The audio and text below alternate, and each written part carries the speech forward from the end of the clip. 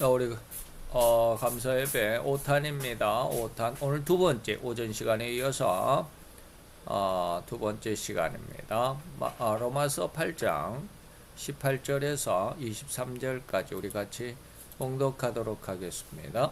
생각컨대 현재의 고난은 장차 우리에게 나타날 영광과 좋게 비교할 수 없도다. 피조물에 고대하는 바는 하나님의 아들들에 나타나는 것이니 피조물이 허무한데 굴복하는 것은 자기 뜻이 아니요 오직 굴복케 하시는 이로 말미암음이라. 그 바라는 것은 피조물도 썩어짐의 종노릇한 데서 해방되어 하나님의 자녀들의 영광의 자유에 이르는 것이니라. 피조물이 다 이제까지 함께 탄식하며 함께 고통하는 것을 우리가 아나니 이뿐 아니라 또한 우리 곧 성령의 처음 익은 열매를 받은 우리까지도 속으로 탄식하여 양자될 것 곧 우리 몸의 구속을 기다리느니라. 아멘.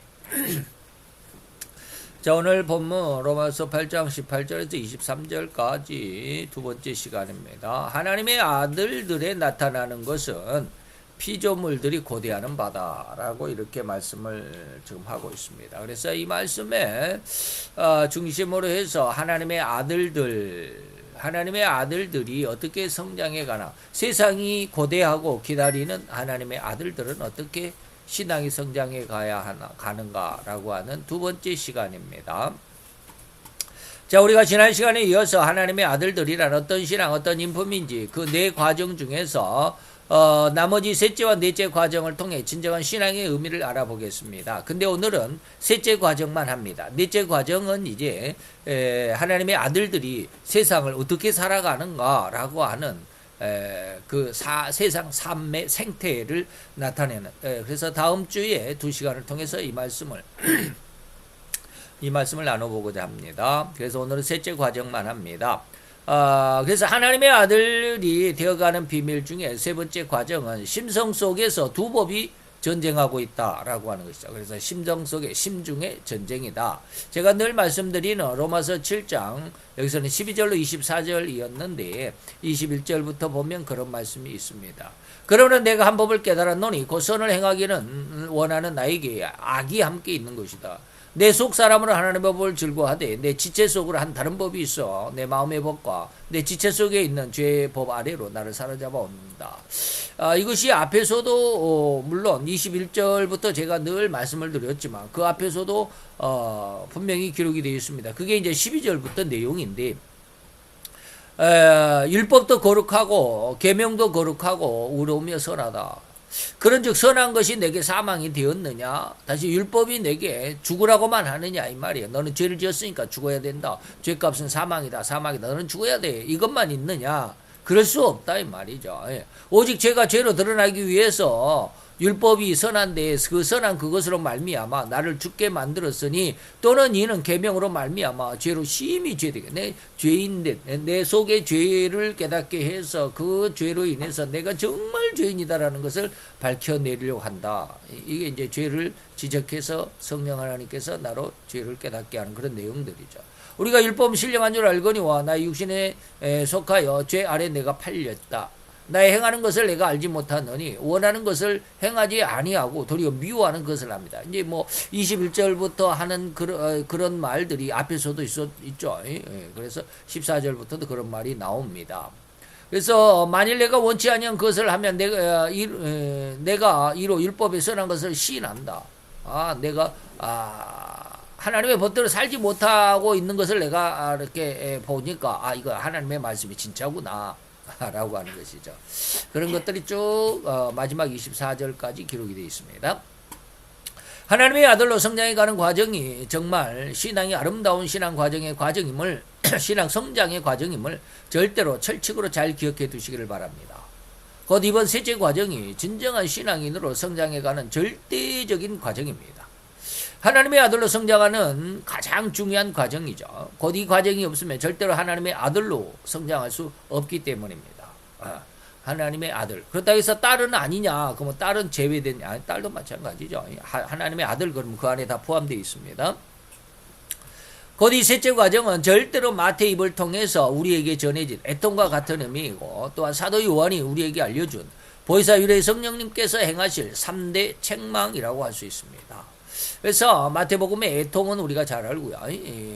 요한복음에는 16장 제가 늘 말씀드리는 7절로 11절까지죠.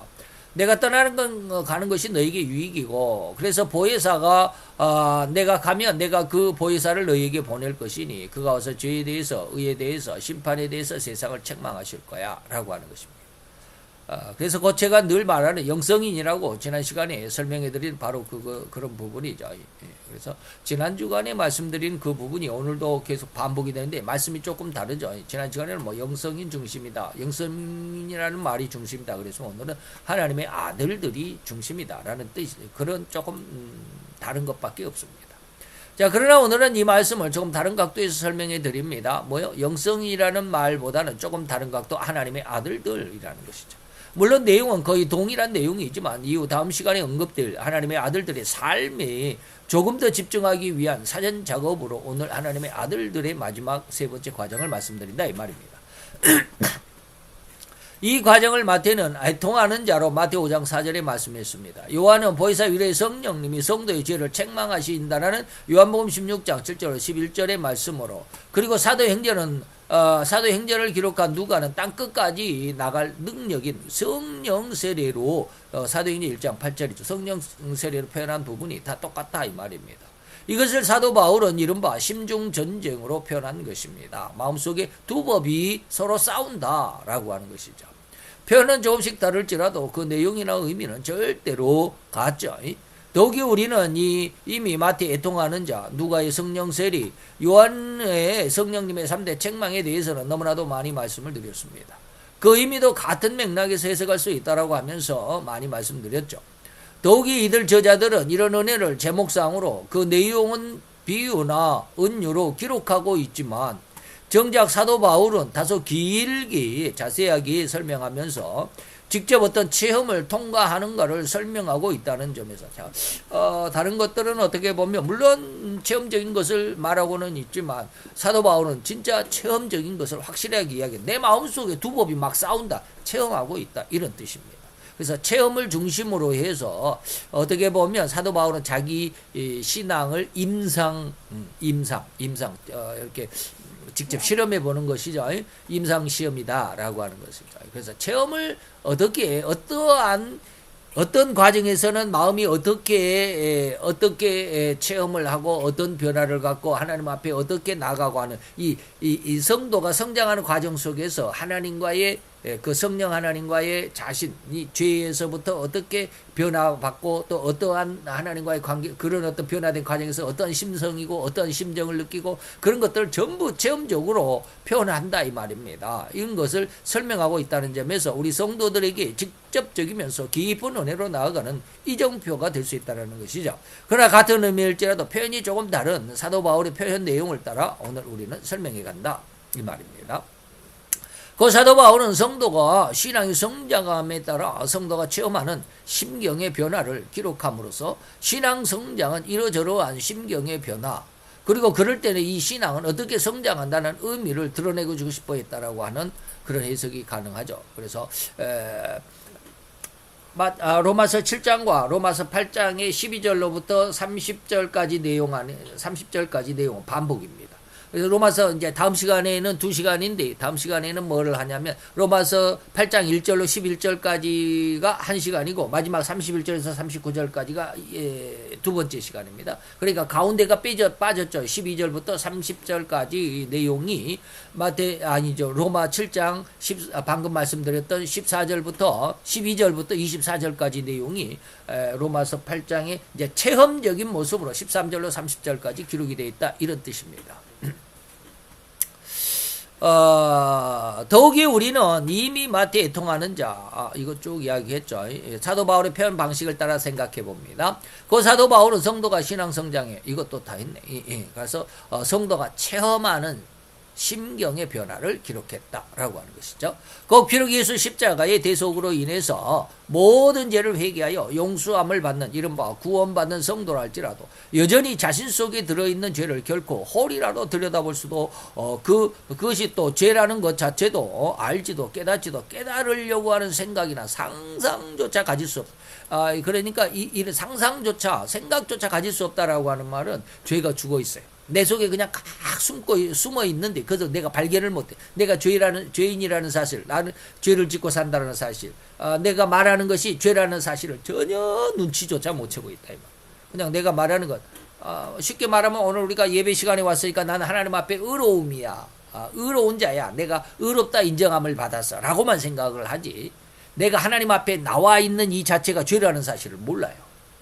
내가 하나님 앞에 지금 이렇게 예배 드리고 저는 이렇게 설교하고 있는 것이 죄라는 것이 여러분 느껴집니까? 저는 알고 있습니다만은 뭐 계속 이제 여러분들이 설명을 듣다 보면 무슨 뜻인지도 알겠지만 우리가 하나님 앞에 예배하러 나와서 지금 목사님이 설교하는데 나는 그 설교를 듣고 예배당에 지금 앉아 있는 그 자체가 죄라는 것조차도 알아야 됩니다. 그 왜 죄일까요? 하나님 앞에 나왔는데 왜 죄가 돼요? 그것은 내가 지금 하나님 앞에 내 의로움을 드러내려고 쉽게 말하면 교만이 그 속에 있는데 그것이 교만인 줄 몰라요. 절대 몰라. 그래서 이런 말을 해도 될는지 모르지만 옛날에 영성훈련이라고 하는 곳에 이제 저희들이 갔었죠. 갔을 때 어떤 목사님이 한 번은 그랬어요. 자기가 가끔 가다가 서울 사시니까 한강에 이렇게 쓱 지나간답니다. 한강을 이렇게 쭉 왔다 갔다 한답니다. 왜 한강을 그렇게 갔느냐? 하나님 앞에 영적으로 성숙한 사람, 영적으로 완전한 사람, 영성이 성장한 사람, 이런 사람을 내가 이 한강에다가 보여주려고 내가 이렇게 간다. 그러니까 나는 이렇게 영성으로 성장한 사람이야. 완전한 사람이야 라고 하는 것을 보여주기 위해서 한강을 이렇게 왔다 갔다 한다고 하는 말씀을 그렇게 설명을 하더라고요. 그래서 제가 그때 또 한마디 했죠. 그랬더니 자기 자신을 그렇게 잘 그렇게 이야기를 하더라고요. 그래서 제가 이제 그 영성을 깨닫기 위해서 영성의 그 영성 훈련이 있다라는 것을 이제 알고 거기에 소개시켜 달라고 하신 제 아는 지인 목사님이 계셔요. 거기에 무슨 뭐 사무장인가 뭔가 하고 계셨어요. 뭘 했는지 좌우장 그 목사님에게 물어봤어요. 그분 고 뭐라고 하는 목사님이 어떤 분이냐라고 물어봤어요. 했더니 이제 제가 아시는 지인 목사님이 이렇게 저렇게 이야기를 하는데 뭐 지금은 다 기억이 없죠. 다 까먹고 무슨 말을 했는지 다.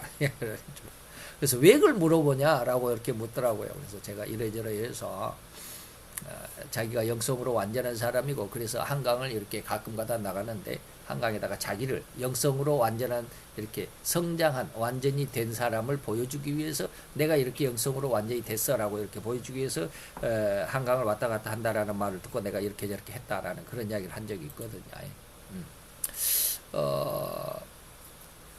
제가 그것을 지금 딱 지목해서 이렇게 잘못됐다라고 하는 것보다는 그런 우리 인간의 그 신앙생활 속에 있는 모든 목사를 비롯해서 모든 신앙하는 사람들이 다 지금 그렇고 있다라는 거예요. 제가 자기 자신이 죄라는 것조차 지금 제가 아까 방금 이야기했잖아요. 내가 지금 예배 시간에 하나님 앞에 나와서 앉아 있는 것 자체가 죄라는 것을 깨달아야 된다라고 했잖아요. 근데 내가 지금 하나님 앞에 나와서 예배 드리고 있는 이 자체, 설교를 듣고 있는 이 자체, 아니면 내가 전도지를 가지고 전도하는 이 자체가, 전도하는 것 자체가 죄라는 것을 아는 사람이 전혀 없어요. 그걸 죄라고 느낀 사람이 어떻게 전도를 하고 어떻게 예배를 드리겠습니까? 근데 그거를 느껴야 되고 깨달아야 돼요. 그거는 하나님의 성령이 지적할 때만 알아요. 죄라는 것 자체도 몰라. 깨닫지도 못해. 깨달으려는 생각이나 상상도 가질 수가 없어. 어떻게 그걸 죄라고 생각하겠어? 그거 다 하나님 앞에 내가 하나님의 은혜로 의로움으로 칭의다. 칭의. 신학교 가면 칭이라는 말 무지하게 많이 씁니다. 칭의. 의롭게 인정해줬다. 다음 시간에도 로마서 8장의 12절부터 30절 안에 칭의가 나오는데, 그래서 거기엔 이제 뭐 로마서 강의 시간이 아니니까 거기에는 이제 설명이 없지만, 아까 오전에 그랬잖아요. 하나님이 우리를 예정했다, 그리고 불렀다, 그리고 의롭다고 하셨다라고 했어요. 그게 바로 칭의입니다. 칭의. 그리고 이 칭의라고 하는 것을 깨닫기 위해서는 이제 로마서, 이제 다음 시간에 다음 주 첫 시간에 말씀드리겠지만, 로마서 8장 1절이 그겁니다. 결코 정죄함이 없다. 정죄함이 없다라는 말을 우리가 무지하게 오해하고 있었어요. 그래서 예수만 믿으면 우리는 하나님 이제는 죄로 정죄함을 받지 않는다라고만 그렇게 설교를 하고, 그렇게 또 설교를 들었기 때문에 그렇게 생각하고 있잖아요. 근데 그게 무지하게 잘못된 생각이었어요. 잘못됐다기보다는 아직은 덜 깨달은 생각이었어요. 미숙한 생각이었어요. 다음 시간에 들어보면 알아요. 자, 이러한 과정이었죠. 그런데 그러한, 즉 자기 속에 들어있는 죄를 알지도 들여다볼 수도 없는 상황이니, 반대로 표현하자면 오로지 자기는 예수 십자가의 보혈로 말미암아 구원받은 기쁨, 곧 천국과 같은 심정으로 신앙생활의 즐거움과 기쁨을 만끽하고만 있는 그런 과정이고, 그런 상황이라고 해야 할 것입니다. 이때 다시 말하면 우리가 지난 시간에는 예수님의 십자가 은혜 안에서 성령께서 나의 죄를 하나하나 꼬치꼬치 다 지적을 하니까, 내가 지금까지 살아온, 내가 지금까지 예수 그리스도를 위해서 이렇게 헌신하고 이렇게 충성하고 이렇게 활동을 했던 모든 언행들이 정말로 아름답고 귀한 것이었는데, 하나님이 그것을 이제 막 지적을 하니까 그게 죄인 줄 깨달았다, 이것입니다. 이때까지는. 그러고 나니까 어떻게 해요? 그 지적을 하고 나니까 이제는 죄가 다 그 지적할 때마다 회개를 하는 거잖아요. 그러니까 그 회개함으로 인해서 내 마음에 뭐가 이루어졌다? 천국이 이루어졌다. 그 전까지의 천국은, 이 말이 좀 굉장히 어려워지는데, 그 전까지의 천국은 이렇게 말해버리면 굉장히 어려워지는데, 좌우지간 제 마음속에 지금 뭘 의미하느냐 하면, 첫 번째 과정에 있는 사람들은 그래도 자기가 교회 나왔으니까 자기는 천국 구원을 얻었다라고 생각을 해요.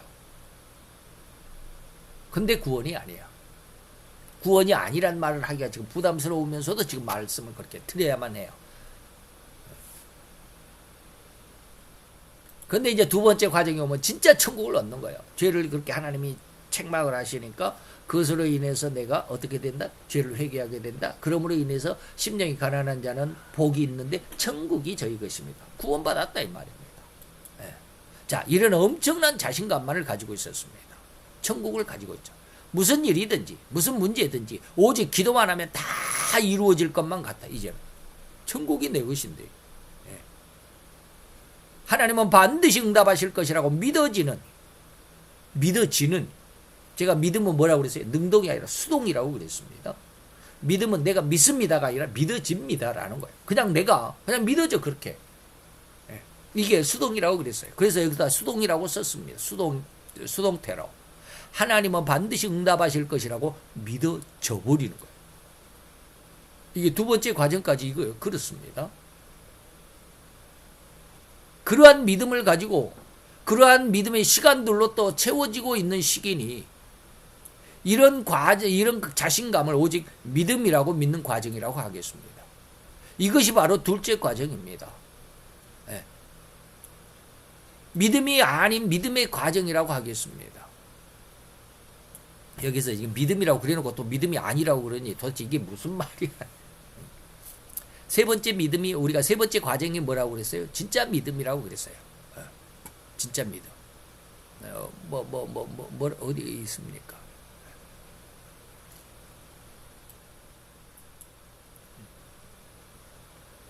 야, 심경의 변화. 그것은 아니고. 좌우전. 그래서 넘어가 봅시다.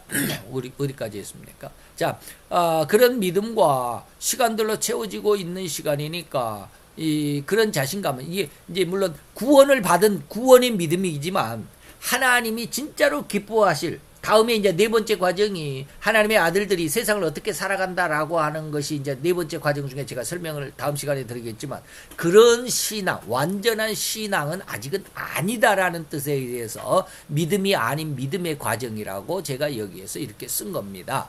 이거 오해하지 않았으면 좋겠습니다. 그런데 그러한 신앙이 절대로 다음 세 번째 신앙으로 성장해 가는데 엄청난 기준이 됩니다. 그러나 이런 믿음이 아닌 믿음이라 할지라도 이것이 진짜 구원받은 믿음이기는 하니까, 이게 쉽게 말하면 영적인 믿음이 아니니까, 여기서 말할 때까지는 영적인 믿음이 아니니까, 아직은 구원의 믿음이니까.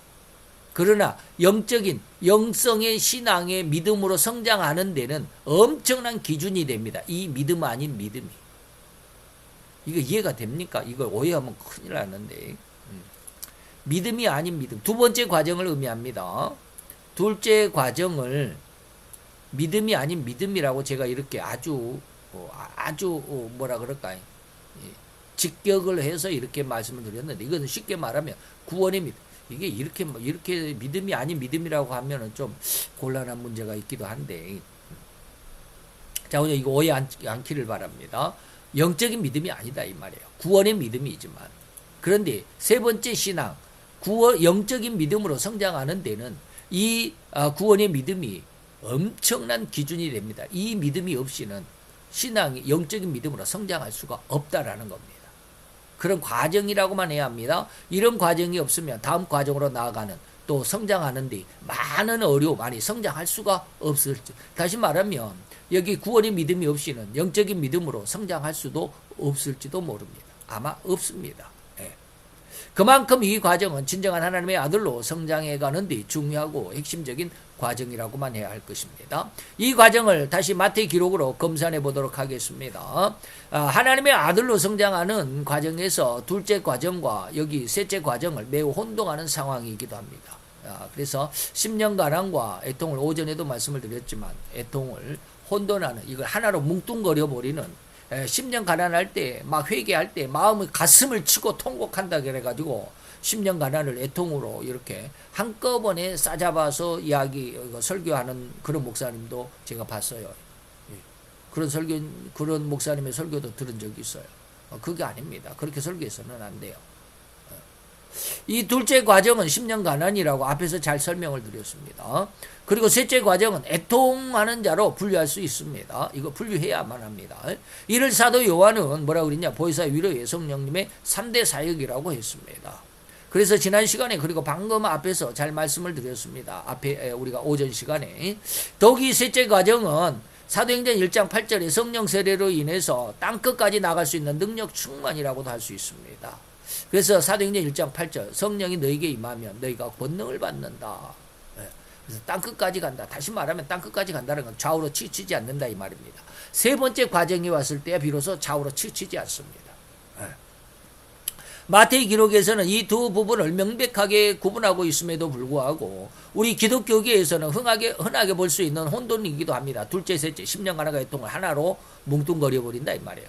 그러나 절대로 이 두 과정을 철저하게 구분할 수 있어야만 하고, 각자 신자 개인에게 철저하게 이루어져야만 하는 신앙 체험적인 과정임을 이해하고 잘 깨달아야만 한다는 점을 강력하게 권고해 드리고 싶을 뿐입니다.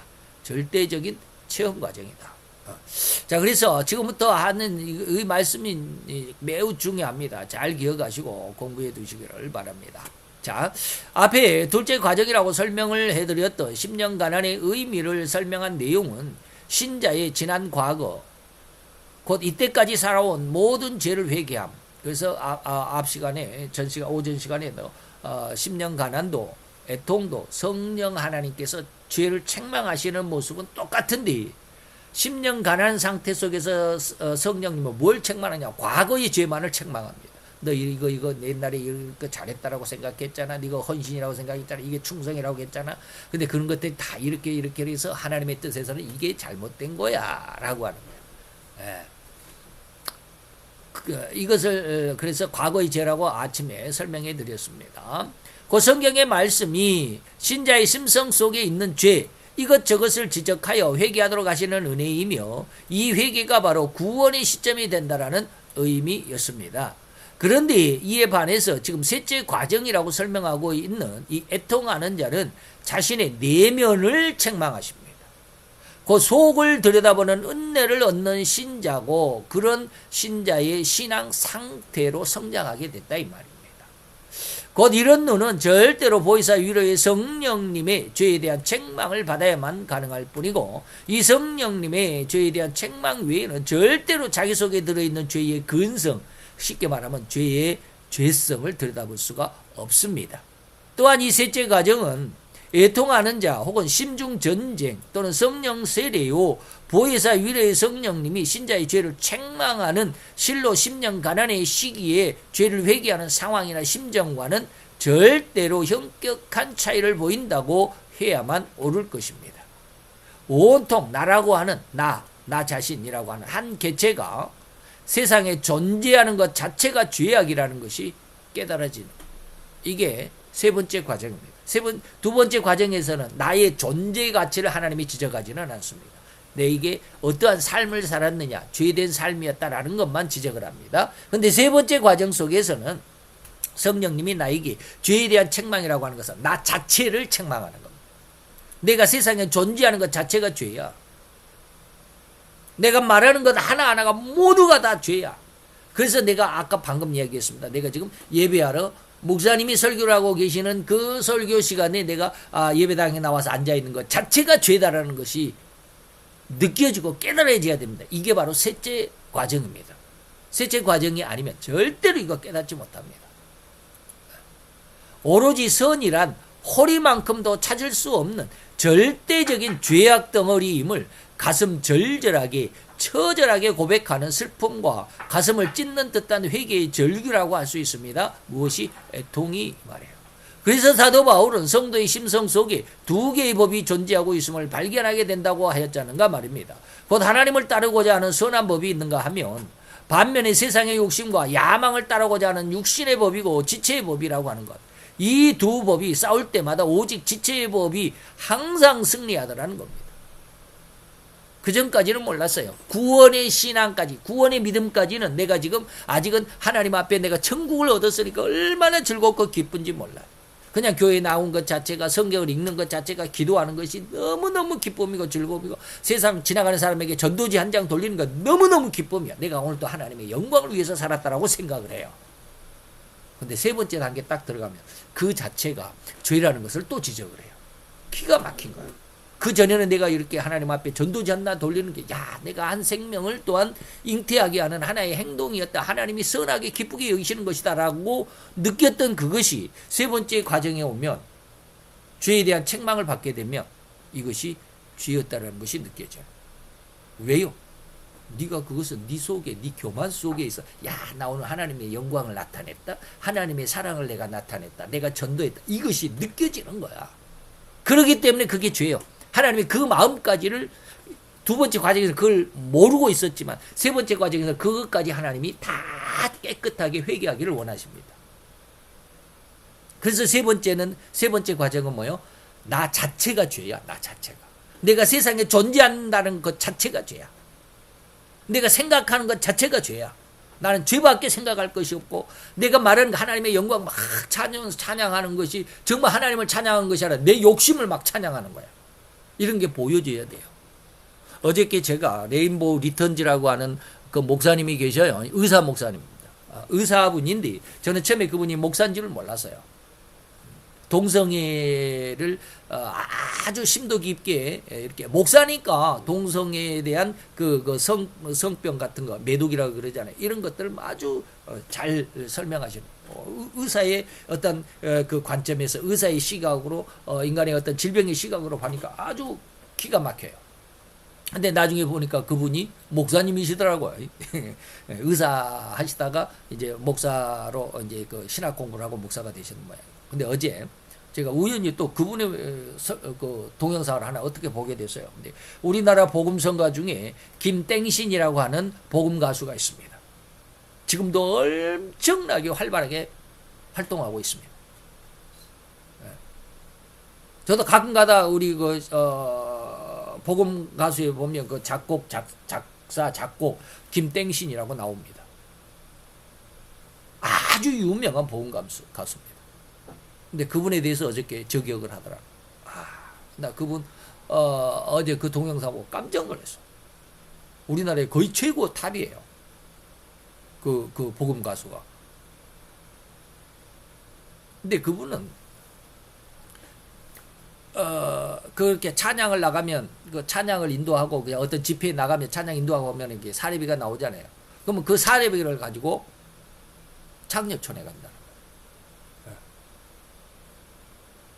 창녀촌에 가서 그걸 다 그냥 그냥 정신없이 쾌락을 누리면서 살다가 또 오고 또 그렇게 또 찬양을 하고 그러면서 그리고 자기 부인에게 어느 날 부인이 그런 걸 간증을 썼어요.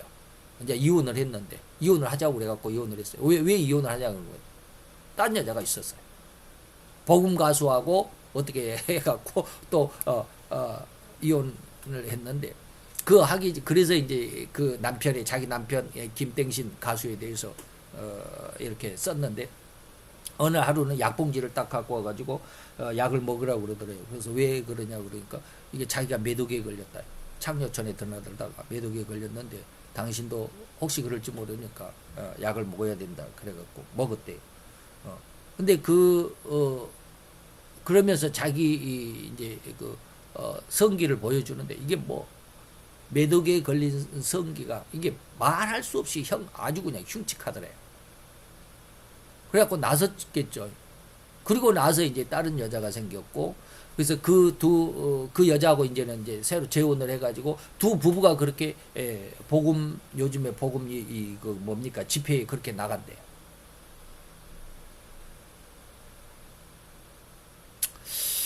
제가 뭐 하려다가 지체법이 있는데 이 두 분이 싸울 때마다 그러면서 그렇게 하면서 제가 뭘 말씀드리려고 했냐면 이렇게 매독에 걸려서 그렇게 힘들어하면서 곡을 그렇게 쓰는 거야. 복음곡을 그렇게 쓰는 거야. 기가 막히죠. 다시 말하면 우리가 삶 속에서 성도들에게 드러날 때는 정말로 하나님의 영광을 위한 하나님을 찬양하는 것 같은 그런 모습이지만 실제적으로 삶 속에서는 하나님의 영광을 전혀 드러내지 못하는 육신의 욕망 속에만 살아가는 거예요. 우리 인간의 법이 저는 이제 그런 것이다라고는 할 수는 없겠지만 그러나 저도 욕심 속에 무지무지 많아요. 욕심이.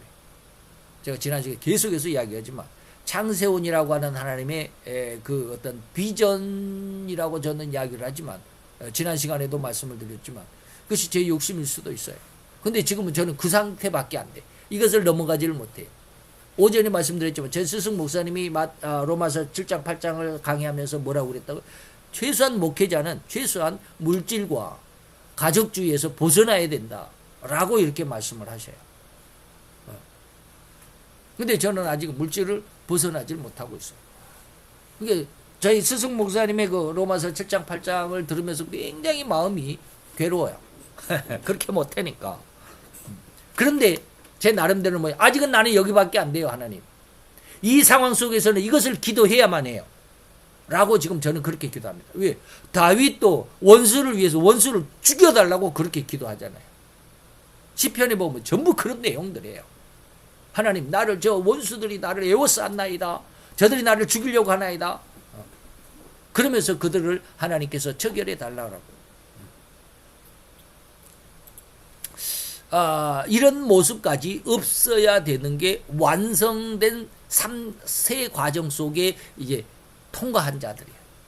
아직은 이 심중 전쟁 세 번째 과정 속에 있는 때까지는 아직도 자기 마음 속에 그런 욕심이 있어요. 절대로 있어요. 그러니까 싸운다라고 하는 거예요. 그런 자기 욕심이 하나님의 법에 정말로 세상을 정복하고 통치할 수 있는, 다스릴 수 있는 그런 법에까지 성장해야 되는데 아직은 과정 속에 있기 때문에 아직은 싸우고 있어요.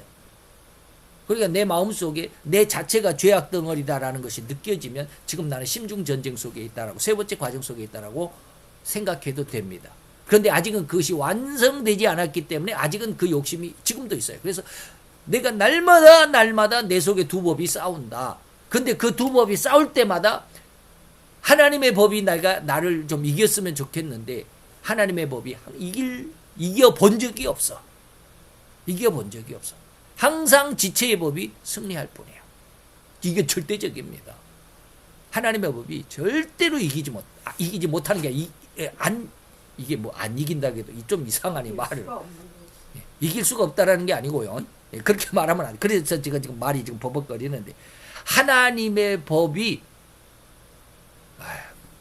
세상 육신의 법이 지지를 않아요. 아직까지는. 이게 내가 육신 속에 죄악 속에 완전히 갇혀 있다라는 모습이에요. 인간의 모습이 그래요. 완전히 죄악 속에 털끝 하나 빠짐없이 완전히 죄악 속에 갇혀 있어요. 그래서 내 삶 자체가 내 존재 자체가 죄악이라고 하는 거예요. 이게 세 번째 과정에서만 볼 수 있는 이게 나 자신을 볼 수 있고 들여다볼 수 있는 은혜입니다. 이러한 상황을 주님은 히브리서 기자 입을 벌려서 뭐라고 그랬느냐면 오직 죽음에 매여 일생의 종노릇하는 인간들이라. 그래서 죽기를 무서워하므로 일생에 매여 종노릇하는 모든 자들이 인류이다. 그 속에 나요. 그게 내가 말하는 것 자체, 내가 찬양을 해도 그 찬양 자체가, 내가 하나님 앞에 기도해도 기도의 자체가, 기도도 전부 뭐야? 내 욕심만을 기도하는 거야. 이런 회개의 철저한 심정은 한두 번 이런 애통의 경험으로 다 된 것이, 그리고 다 될 수도 없다라는 거야. 물론 개인적인 차이가 있을 수는 있지만 절대로 인간의 죄성이라는 이 흉악함은 그리 쉽게 인간의 심성 속에서 해결되거나 사라지는 단순한 것이 아니야. 우리는 너무너무 죄를 가볍게 여기고 있어요. 그러니까 예수의 이름으로 명하노니 죄야 떠나가라 그러면 다 죄가 그냥 순식간에 사라진 줄 알아요. 그거 아닙니다. 절대로 온 인류를 철저하게 영원한 멸망으로 휩쓸어간 이 마귀의 가장 강력한 무기가 뭐요? 죄라는 거예요. 이 죄가 쉽게 해결되는 게 아니야.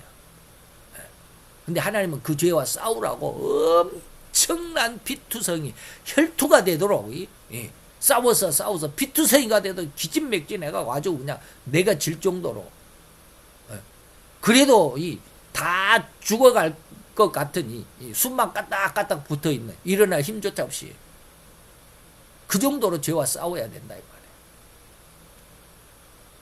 이러한 죄를 척결하여 청결함을 얻는 과정이나 그 상황을 신자들은 너무나도 쉽게 여기는 경향이 많습니다.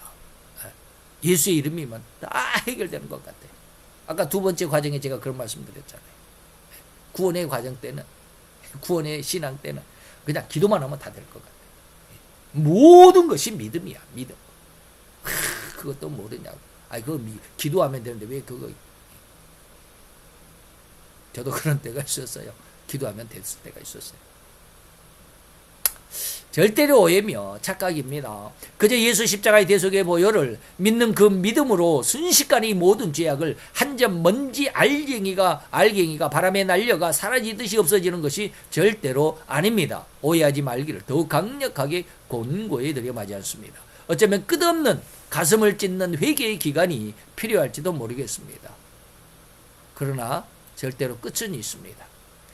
이런 철저한 회개의 결말은 하나님께서 이런 성도에게 가장 확실하게 가장 평안한 마음으로 만들어 주신다고 했습니다. 그게 뭐요? 위로의 축복이기 때문에 그렇습니다. 너무 가슴을 찢는 것처럼 그냥 내 자체가, 내 말이, 내 생각까지, 생각 하나하나, 내 말 하나하나, 행동 하나하나가 다 죄라고 고통하며 가슴 찢으면서 회개하니까 더 이상 그렇게 안 해도 돼. 내가 너의 죄를 다 이제 회개하는 것을 내가 다 들었어. 내가 다 받았어. 내가 널 용서할 거야. 이게 바로 하나님의 위로의 축복입니다. 자, 이런 은혜, 곧 이렇게 얻은 위로를 일컬어 다음 시간에 설명하고 설명해 드릴 하나님의 아들들의 자격의 완성, 다시 정죄함이 없다라는 말을 다음 시간에 말씀드린다고 그랬습니다. 굉장히 큰 은혜가 있습니다.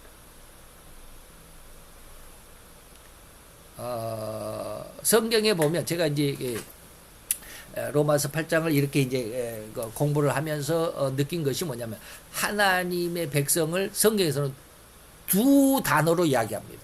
하나의 단어는 예수의 신부라는 말로 성도들을 이야기합니다.